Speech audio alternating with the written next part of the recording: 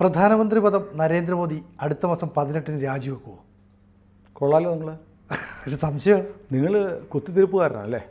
സംശയങ്ങൾ ചോദിക്കാമല്ലോ. അല്ലല്ല, ഇതൊരു വലിയ കുത്തിത്തിരിപ്പാണ്. കുത്തിത്തിരിപ്പിൻ്റെ ഉസ്താദായിട്ടൊരു മനുഷ്യനുണ്ട്, സുസു സ്വാമി എന്ന് പറയും. പിടികിട്ടിയോ? സുബ്രഹ്മണ്യൻ സ്വാമി. സുബ്രഹ്മണ്യൻ സ്വാമി എന്തോ വലിയൊരു ബിംബമാണെന്നാണ് പറയുന്നത്. അദ്ദേഹത്തെ പോലെ കുത്തിത്തിരിപ്പും കുനിഷ്ടും ഈഗോയും വൈരാഗ്യ ബുദ്ധിയുമുള്ളൊരു മനുഷ്യനെ കണ്ടിട്ടില്ല. അപ്പോൾ നിങ്ങൾ ഇങ്ങോട്ട് അനുയായിയാ? അല്ല, അങ്ങനെയൊക്കെ പറഞ്ഞു കേൾക്കുന്ന കണ്ടപ്പോൾ ഒരു ആകാംക്ഷ ഉണ്ടാവും. സുബ്രഹ്മണ്യ സ്വാമിയുടെ ഒരു പോസ്റ്റ് എക്സിൽ വന്നിട്ടുണ്ട്. അതായത് ഇത്രയാണ്, ഈ സെപ്റ്റംബർ 17 നരേന്ദ്രമോദിയുടെ ജന്മദിനമാണ്. 75 വയസ്സ് പൂർത്തിയാവും. 75 വയസ്സ് പൂർത്തിയാവുന്ന സെപ്റ്റംബർ 17 മോദി രാജിവെക്കുമോ? എന്നിട്ട് മാർഗദർശക മണ്ഡലിലേക്ക് പോകുമോ? RSS അങ്ങനെ ഒരു തീരുമാനം എടുത്തിട്ടുണ്ട്. അതിൻ്റെ ഭാഗമായിട്ട് പോകുമോ എന്നാണ് സ്വാമി ചോദിച്ചിരിക്കുന്നത്. ഇനി അങ്ങനെ മോദി രാജിവെച്ച് പോയില്ലെങ്കിൽ മറ്റു മാർഗത്തിൽ മോദിയെ പുറത്താക്കും, പ്രൈം മിനിസ്റ്റർ സ്ഥാനം പോകും. ഇതാണ് സുബ്രഹ്മണ്യൻ സ്വാമി എന്ന സുസു സ്വാമിയുടെ ട്വീറ്റ്.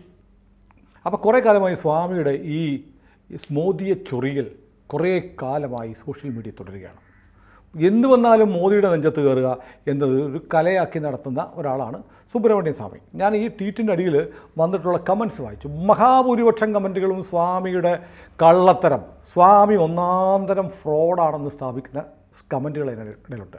ഞാൻ ഒരാളുടെ കമൻറ്റ് ഞാനിപ്പോൾ വായിച്ചു. 75 വയസ്സ് കഴിഞ്ഞ് 3 തവണ MP ആയ ആളാണ് സുബ്രഹ്മണ്യൻ സ്വാമി.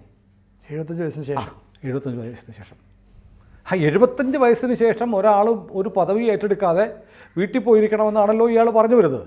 അങ്ങനെയുണ്ട് 75 വയസ്സിന് ശേഷം 3 തവണ സുബ്രഹ്മണ്യ സ്വാമി എങ്ങനെയാണ് MP ആയത് എന്നൊരാൾ ചോദിക്കുന്നു. അപ്പോൾ ദർശൻ പതക്ക് എന്ന് പറഞ്ഞൊരാൾ ചോദിക്കുന്നത് എന്നറിയോ, ഇതുവരെ എന്താണ് നിങ്ങൾ ഓതർ മെത്തേഡ്, മറ്റ് മെത്തേഡ് ഉപയോഗിച്ച് രാജിവെച്ചില്ലെങ്കിൽ മോദിയെ മാറ്റുമെന്നാണ് സുബ്രഹ്മണ്യ സ്വാമി പറയുന്നത്. അങ്ങനെയാണെങ്കിൽ ഇത്രയും കാലമായിട്ട് എന്താണ് ഓതർ മെത്തേഡ് ഉപയോഗിച്ച് നിങ്ങൾ ധനകാര്യമന്ത്രിയാവാത്തത് എന്നാണ് അടുത്ത ചോദ്യം. തീർന്നില്ല, കനിഷ്ക ദാദിച്ചിൻ്റെ ഒരു പോസ്റ്റൂടെ വായിക്കണം.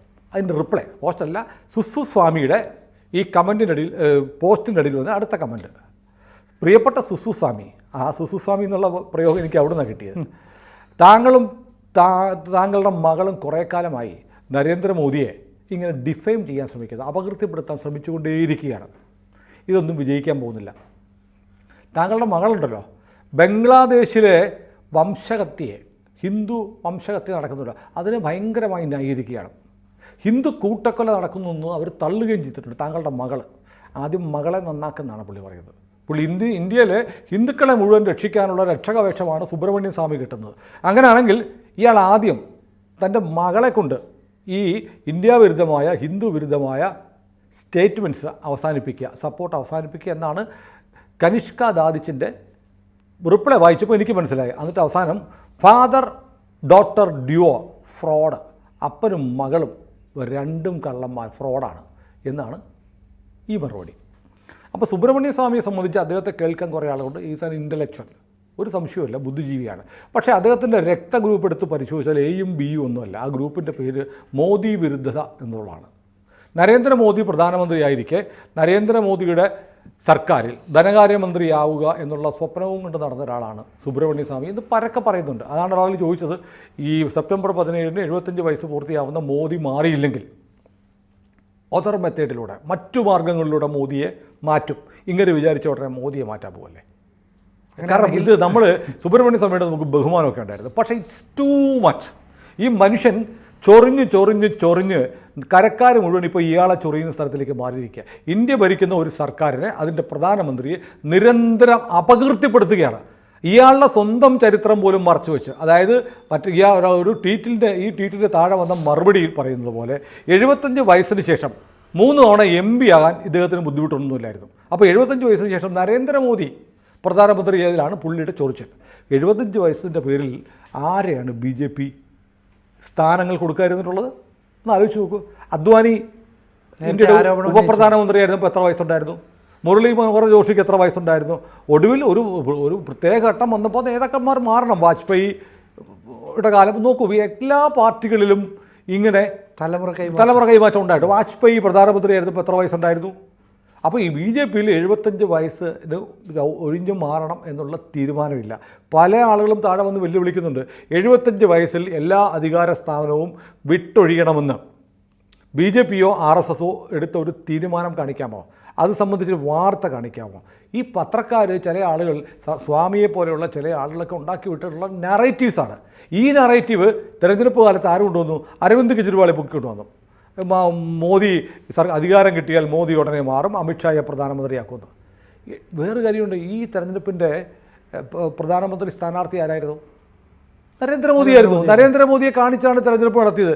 5 വർഷക്കാലം ഭരണം നടത്താനുള്ള മാൻഡേറ്റാണ് കിട്ടിയിരിക്കുന്നത്. പക്ഷേ എങ്ങനെയെങ്കിലും നരേന്ദ്രമോദി ഒന്ന് പോകണം. സിമ്പിളാണ്. ഈ മനുഷ്യൻ്റെ ഈഗോ, ഇയാളെ മൈൻഡ് ചെയ്യുന്നില്ല മോദി. കാരണം അദ്ദേഹത്തിൻ്റെ ധാരണ ഇദ്ദേഹമാണ് രാജ്യത്തെ ഏക പ്രതിപക്ഷം. ശരിയാണ്, അദ്ദേഹം രാഹുൽ ഗാന്ധിയുടെ പൗരത്വം ചോദ്യം ചെയ്ത് കേന്ദ്ര സർക്കാരിനെ സമീപിച്ചു. ആഭ്യന്തര വകുപ്പിന് ഒരു പരാതി കൊടുത്തിട്ടുണ്ട്. ആ റെപ്രസെൻറ്റേഷൻ ഏതാനും വർഷങ്ങളായിട്ട് പെൻഡിംഗ് ആണ്. അത് കഴിഞ്ഞിട്ട് അത് MHA ministry of home affairs അത് പരിഗണിക്കുന്നില്ല എന്ന് പറഞ്ഞ് അലഹബാദ് ഹൈക്കോടതി പോയി. ഹൈക്കോടതി കഴിഞ്ഞ ദിവസം കേട്ടു. സ്വാമി അവിടെ നേരിട്ട് ഹാജരായി. കേസിൽ അദ്ദേഹം തന്നെ വാദിച്ചു. വക്കീലില്ലാതെ പാർട്ടി ഇൻ പേഴ്സണായിട്ട് സ്വാമിയാണ് വാദിക്കുന്നത്. വാദിച്ച് അവസാനം കോടതി പറഞ്ഞു ഇത് ഈ കോടതിക്ക് അങ്ങനെ ഈ ബെഞ്ചിന് പരിഗണിക്കാവുന്ന കാര്യമല്ല, വേണമെങ്കിൽ പൊതു താല്പര്യ ഹർജി, പബ്ലിക് ഇൻട്രസ്റ്റ് ലിറ്റിഗേഷൻ പില്ലെന്ന് പറയും, പില്ല് പരിഗണിക്കുന്ന PIL എന്നും പറയും, പില്ലെന്നും പറയും, പില്ലൊക്കെ നോക്കുന്ന ബെഞ്ചിലേക്ക് വിടാമെന്ന് പറഞ്ഞു. ദീർഘനേരം വാദം കേട്ടതിന് ശേഷം ആ കേസ് അങ്ങോട്ട് പോകുന്നുണ്ട്. നാഷണൽ ഹെറാൾഡ് കേസ് ശരിയാണ്, സുബ്രഹ്മണ്യം സ്വാമിയാണ് പരാതിക്കാരൻ. അതിൻ്റെ തുടർ നടപടികൾ എന്തെല്ലാം സ്വീകരിച്ചു? രാഹുൽ ഗാന്ധിയെയും സോണിയാഗാന്ധിയൊക്കെ അറസ്റ്റ് ചെയ്തില്ലെങ്കിൽ പോലും കേസ് FIR ഇട്ടു. അവർക്ക് കോടതിയിൽ പോയി ജാമ്യം എടുക്കേണ്ടി വന്നു. അത് കേസ് റദ്ദാക്കണമെന്ന് ആവശ്യപ്പെട്ടുള്ള ഹർജി സുപ്രീം കോടതി വന്നപ്പോഴത്തേക്ക് കേന്ദ്ര സർക്കാർ ഹാജരായി ആ കേസിനെ ഡിഫെൻഡ് ചെയ്തു. അങ്ങനെ കേസ് നടക്കട്ടെ എന്നാണ് സുപ്രീം കോടതി വിധിച്ചത്. കേന്ദ്ര സർക്കാർ ഇദ്ദേഹം ഒരു പരാതി കൊടുത്തു. പരാതിയെ തുടർന്ന് അന്വേഷണം നടത്തിയത് കേന്ദ്ര ഏജൻസി. കോടതിയിൽ തുടർ നടപടിയെടുത്ത് അവർക്ക് അറസ്റ്റ് ചെയ്യുന്നതിന് തുല്യമായി അവരെ ജാമ്യത്തിൽ വിടേണ്ടുന്ന സാഹചര്യം ഉണ്ടാക്കിയത് കേന്ദ്ര ഏജൻസി. സുപ്രീം കോടതിയിൽ കേസ് റദ്ദാക്കാനുള്ള ഹർജി വന്നപ്പോൾ ഡിഫെൻഡ് ചെയ്തത് കേന്ദ്ര ഏജൻസി. അങ്ങനെ ഈ ഒരു പരാതി ഒരാൾ കൊടുത്തു എന്ന് പറഞ്ഞിട്ട് എല്ലാം അവസാനിക്കുന്നില്ലല്ലോ. കടലാസ് കൊടുത്തു, ശരി, അതിനുശേഷമുള്ള തുടർ നടപടികൾ മുഴുവൻ കേന്ദ്ര സർക്കാരാണ് ചെയ്തുകൊണ്ടിരിക്കുന്നത്. ഇത് കണ്ണടച്ച് തുറക്കും മുമ്പ് മാജിക് ബാൻഡ് കൊണ്ട് ചെയ്യാവുന്ന കാര്യമൊന്നുമല്ല. സ്വാമിയെ സംബന്ധിച്ച് സ്വാമിയോട് ബഹുമാനമുണ്ടായിരുന്ന ഒരാളാണ് ഞാൻ ഉൾപ്പെടെ. പക്ഷേ ഇദ്ദേഹത്തിന് ശത്രുത മാത്രമേ ഉള്ളൂ, അഹന്ത, വൈരാഗ്യം.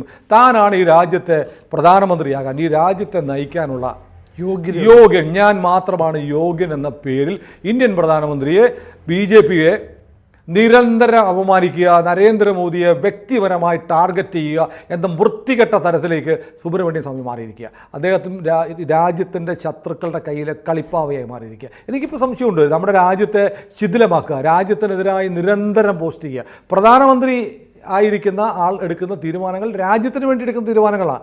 ആ തീരുമാനങ്ങളെ പ്രതിപക്ഷം പോലും പറയാത്ത നിന്ദ്യമായ ഭാഷയിൽ നിരന്തരം അപമാനിച്ചുകൊണ്ട് അപകീർത്തിപ്പെടുത്തിക്കൊണ്ട് രാജ്യത്തിനെതിരായ നിലപാടാണ് സുബ്രഹ്മണ്യ സ്വാമി എടുക്കുന്നത്. അദ്ദേഹത്തിൻ്റെ ഈഗോയുടെ ഭാഗമായി, മോദിയോടുള്ള ശത്രുതയുടെ ഭാഗമായി ഉണ്ടാക്കുന്ന ഈ വിവാദങ്ങൾ, രാഹുൽ ഗാന്ധിക്കെതിരെയാണ് ഇദ്ദേഹം പോരാടുന്നൊക്കെ പറയുന്നുണ്ട്. പക്ഷേ രാഹുൽ ഗാന്ധി ഉൾപ്പെടെയുള്ള പ്രതിപക്ഷത്തിൻ്റെ കയ്യിൽ ആയുധം കൊടുക്കുകയാണ്, അല്ലെ അവരുടെ ആയുധമെടുത്ത് ഇദ്ദേഹം പോരാടുകയാണ്. നരേന്ദ്രമോദി ഈ തെരഞ്ഞെടുപ്പിൽ നയിച്ചു. നരേന്ദ്രമോദിയെ പ്രധാനമന്ത്രി സ്ഥാനാർത്ഥിയായി BJP ഉയർത്തിക്കാട്ടിയാണ് തെരഞ്ഞെടുപ്പിൽ മത്സരിച്ചത്. BJP സ്ഥാനാർത്ഥികൾ ജയിച്ചത് 240 സീറ്റ് BJPക്ക് ഒറ്റയ്ക്കുണ്ട്. BJPക്ക് അത്ര വലിയ പരാജയമൊന്നും BJPക്ക് ഉണ്ടായിട്ടില്ല. സ്വാഭാവികമായും 10 വർഷം ഭരിച്ച ഒരു സർക്കാരിന് എതിരെ സ്വാഭാവികമായി ഉണ്ടാകാവുന്ന ആൻറ്റി ഇൻകംബൻസി ഫാക്ടർ ഉണ്ടല്ലോ, അതിനെയെല്ലാം മറികടന്ന് രാജ്യത്തെ അട്ടിമറിക്കാൻ, രാജ്യത്തെ ഭരണം അട്ടിമറിച്ച് രാജ്യത്തെ ശിഥിലമാക്കാൻ ശ്രമിക്കുന്ന വിദേശ ഏജൻസികളുടെ, സോറോസിനെ പോലുള്ള ആളുകളുടെ സ്വാധീനവും പണവും കുപ്രചരണവും ഒക്കെ അതിജീവിച്ചാണ് നരേന്ദ്രമോദി 3ാം വിജയം നേടിയത്. അതിനെ ലഘൂകരിക്കുന്ന, ഒന്നുമല്ലാതാക്കുന്ന തരത്തിൽ നിരന്തരം ഈ പാർട്ടിയെ അപകീർത്തിപ്പെടുത്താൻ, തനിക്ക് കിട്ടിയില്ലെങ്കിൽ താൻ മുച്ചൂടും മുടിക്കും എന്ന് പറഞ്ഞിരുന്ന രാഹുൽ ഗാന്ധിയുടെ അതേ മനോഭാവമാണ് സുബ്രഹ്മണ്യ സ്വാമിക്ക്. രാഹുൽ ഗാന്ധി ഈ രാജ്യത്തിന് എത്രത്തോളം അപകടകാരിയാണോ അതേപോലെ അപകടകാരിയായി മാറിയിരിക്കുകയാണ് സുബ്രഹ്മണ്യം സ്വാമി. ഇത് BJPക്കാർ കുറേ കാലമായി ഈ മനുഷ്യനെ സഹിക്കുകയാണ്. കാരണം ബി ജെ പി ഇപ്പോൾ ഇൻ്റലക്ച്വൽ എന്ന നിലയിൽ ഇദ്ദേഹത്തെ മാനിക്കുന്നുണ്ട്, ബി ജെ പി മാനിക്കുന്നുണ്ട്, ബി ജെ പി അനുഭാവികളും മാനിക്കുന്നുണ്ട്, അദ്ദേഹത്തിൻ്റെ ദക്ഷിണയെ നമ്മളാരും തർക്കിക്കുന്നത്. പക്ഷേ അത് ഈ വിദ്യാഭ്യാസം കൂടി പ്രാന്തായിപ്പോയി എന്ന് പറയുന്ന പോലെ ഇദ്ദേഹത്തിന് ദക്ഷിണ മൂത്ത് പകയാണ്, ശത്രുതയാണ്, ഈഗോയാണ്.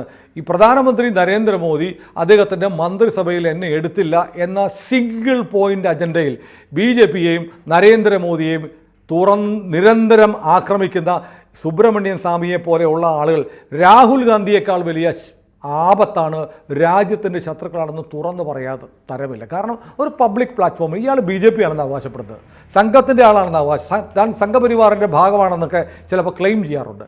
അല്ലെങ്കിൽ സംഘപരിവാരം തീരുമാനിച്ചോളൂന്നേ മോദി മാറണോ വേണ്ടതെന്ന്. ഈ സുബ്രഹ്മണ്യൻ സ്വാമി ആരാ? അദ്ദേഹം ഇതിൻ്റെ ഫ്രസ്ട്രേഷൻ, അതെ, അതിൻ്റെ പേരിൽ നിരന്തരം ഇങ്ങനെ പരിസര മലിനീകരണം നടത്തിക്കൊണ്ട് പൊളിറ്റിക്കൽ ന്യൂസൻസായി മാറിയിരിക്കുകയാണ് സുബ്രഹ്മണ്യൻ സ്വാമി. നമ്മൾ പണ്ട് കരുണാകരൻ്റെ കാലത്ത് നവാബ് രാജേന്ദ്രനെ ശല്യക്കാരനായ വ്യവഹാരിയായി കോടതി എന്ന് പറഞ്ഞിരുന്നു.